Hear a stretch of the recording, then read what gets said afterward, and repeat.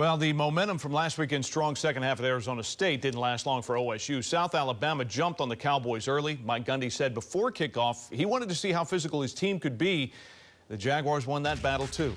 Things could have been different if this play had worked. First series, Alan Bowman to Jaden Bray. It's a touchdown if Bray doesn't drop the ball.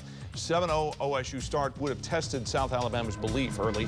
But the Cowboys couldn't run the ball and had problems protecting the quarterbacks. Gunnar Gundy getting the bulk of the work and sacked here. There was more emphasis put on tackling in practice again this past week, but there's still room for improvement. Too many times, Jaguar backs picked up yards after contact, keeping South Alabama in second and third and short situations.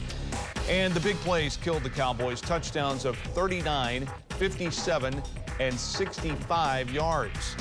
In special teams, after OSU scored for the first time, it got a stop. Wrong time for a mistake. The normally sure-handed Brennan Presley's muffed punt, recovered by the Jaguars, helped stop any last bit of momentum the Cowboys had. So, overall, too many mistakes, not enough physicality. Alan Bowman got the start at quarterback but struggled. The interception here that led to a South Alabama touchdown didn't help. Mike Gundy afterwards summed up the 33-7 loss. We're a win-loss, pass-fail every week. We failed this week. Last 2 weeks we passed. That's college football. And so I'm disappointed because without watching the video, I don't think that our game plans on either side of the ball were very good. That part disappoints me. Report card time. Offense, D. Once again, the inability to run the ball early also gave up 4 sacks. Defense, D. No forced turnovers and the 3 big play touchdowns.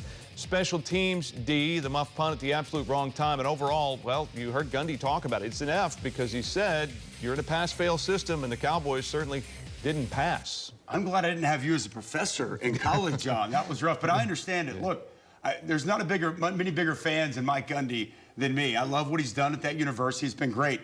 This was probably the most disappointing performance I've seen from a Mike Gundy team. The crowd was there. They were loud, they were proud, but the team didn't show up. And it's the explosive plays that John talked about. 3 touchdowns at 39+. And this sequence here, right before the end of the first quarter, you got to get him down if you're Kendall Daniels. That's a slant. Get him on the ground, give yourself a chance. You throw a pick the next possession, and then first play for South Alabama, it's this 17-yard touchdown run by Webb. You didn't keep contained, you didn't keep the corner, and boom, in a blink of an eye, this game goes to which feels like a one-sided affair against South Alabama. Let's talk about the quarterbacks. This is the interception from Alan Bowman, maybe some miscommunication, but the reality is he wasn't in sync. Neither was Garrett Rangel. When we saw him come in, only 1 of 5. It was just way off. Look, Gunnar Gundy, and he wasn't fantastic. He's the best option at this point. I think they need to really go with him. And the running game that we heard about all offseason, it's been nowhere to be found. They ran the ball for 3.2 yards a carry, under 100 yards against a Sun Belt defensive front. They got some real issues up front along that offensive line. They need to get it figured out, but it's going to be tough sledding. Iowa State is a very good defense, but a lot of question marks in Stillwater right now. We'll see if they can find some answers this week in practice before Big 12.